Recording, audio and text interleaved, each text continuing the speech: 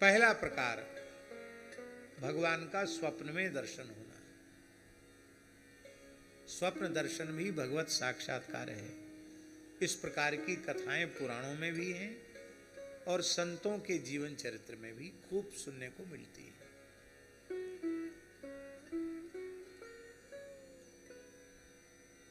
आप कहेंगे स्वप्न तो मिथ्या होता है, संसार को लोग कहते स्वप्नवत है, माने मिथ्या है। चलो हमने मान लिया स्वप्न मिथ्या है, पर जिन सच्चिदानंद भगवान श्री कृष्ण का आपने दर्शन किया है, राम जी का दर्शन किया, वो मिथ्या है क्या? वो तो मिथ्या नहीं है। तो स्वप्न मिथ्या हो सकता है, पर स्वप्न में जिन भगवान का अनुभव किया जा रहा है वो तो परम सत्य है। सत्यम परम धीमहि। इसलिए स्वप्न का दर्शन भी भगवत दर्शन है। कलिकाल में तो भगवान स्वप्न दर्शन बहुत जल्दी दे देते हैं। क्यों देते हैं? इसलिए देते हैं क्योंकि देखते हैं कि वैसे ही लोग श्रद्धा और विश्वास से रहते हैं और हम इतना भी अनुभव नहीं कराएंगे तो ये प्रेम पथ पर, भक्ति पथ पर अग्रसर कैसे होंगे।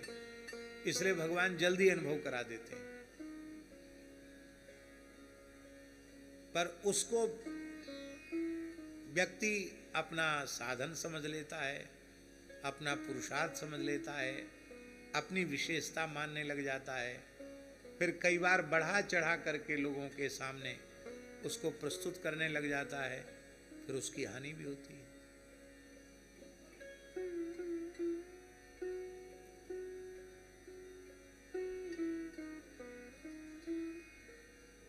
एक महात्मा थे, सच्ची बात सुना रहे हैं आपको।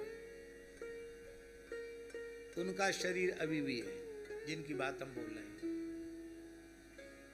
उनको एक बात विरह हुआ मन में कि जब तक राधा रानी मुझे स्वयं दर्शन देकर कुछ नहीं खिलाएंगी तब तक मैं कुछ नहीं खाऊंगा। और खाना पीना छोड़ करके भजन करने लगे। बरसाने की बात है। 6 दिन हो गए बिना खाए पिए। जल तो लेते थे, बाकी कुछ खा नहीं रहे थे। और हमारे ब्रज में एक कहावत है, ब्रजवासी समदाता नहीं और बिन मांगे देता नहीं। ब्रजवासी दाता हैं, राधे श्याम कहो तो जाके टुकड़ा दे देंगे। तो आप नहीं मांगने जाओ तो भूखे भले ही मर जाओ, कोई देखने वाला नहीं। ऐसे तो मेरे बाबा जी तो ब्रज में कितनों को ध्यान दें। वो किसको क्या पता जंगल में कोई महात्मा भूखा प्यासा है। 6ठे दिन की रात्रि में उनको एक स्वप्न हुआ कि एक सखी आई है स्वप्न में और वो कह रही कि महल में आपका निमंत्रण है। तो उन्होंने कहा कौन हो आप न्योता देने वाली? किसके महल में जाना है? लाडली जी ने महल में बुलाया है। आप कौन है? मैं ललता जी हूं। स्वामी जी ने भेजा है न्योता देने के लिए कि बाबा भूखा है 6 दिन से, उसको लाओ, हम अपने हाथ से परोस के जिमाएंगे। स्वप्न है। अब खुश हो गए महात्मा और चले गए सपने में महल में। तो श्री जी ने अगवानी की, आओ आओ महाराज विराजो, और थाल परोस के प्रेम से जिमाने लगे। बोले हम तो ऐसे अमन यहाँ तो पाएंगे नहीं, पहले आप लोगों को पाना पड़ेगा तब हम पाएंगे। तो बोले नहीं, आज तो न्योता है, आपके पाने के बाद हम पाएंगे। बोले नहीं तो हम कुछ खाएंगे नहीं। तब युगल सरकार वहीं बैठ गए, उसी थाल में से थोड़ा पा लिया। बोले अब तो पाओ। ये पाने लगे। श्री जी परोस परोस करके जिमाने लगी और एकदम तृप्ति हो गई, डकार आने लगी। बोले अब तो एकदम पेट भर गया है, इतना स्वादिष्ट प्रसाद तो कभी आज तक पाया नहीं। और जब जगे तो उनको लग रहा था कि गला तक अन्न से भरा हुआ है। अब देखो, स्वप्न में खाया गया और प्रत्यक्ष क्षुधा की निवृत्ति हो गई। और ऐसी क्षुधा निवृत्ति हुई कि कम से कम 15 दिन तक भूख प्यास कुछ भी नहीं लगा। अब आप बोलोगे वो स्वप्न है क्या? स्वप्न तो नहीं है। ऐसी कितनी घटनाएं हम आपको सुना सकते हैं, कितनी घटनाएं सुनकर आपको विश्वास नहीं हुआ कि ये भी संभव है क्या? इसलिए स्वप्न दर्शन को भी हल्के स्तर पर नहीं लेना चाहिए। जिस किसी भाग्यशाली को स्वप्न में भगवान का दर्शन होता है, वे भाग्यशाली जीव निश्चित ही धन्यवाद के पात्र हैं, क्योंकि स्वप्न विज्ञान जो है ना, हमारा मन ही दृश्य का निर्माण करता है। तो हमारा अंतःकरण जब तमोगुण प्रधान होता है तो तामसी स्वप्न आते हैं, रजोगुण प्रधान होता है तो राजसी स्वप्न आते हैं, और जब सतोगुण प्रधान होता है चित्त, तब गंगा जी के दर्शन, तीर्थों का दर्शन, गौ ब्राह्मण का दर्शन, संतों का दर्शन, सत्संग, ये होता है।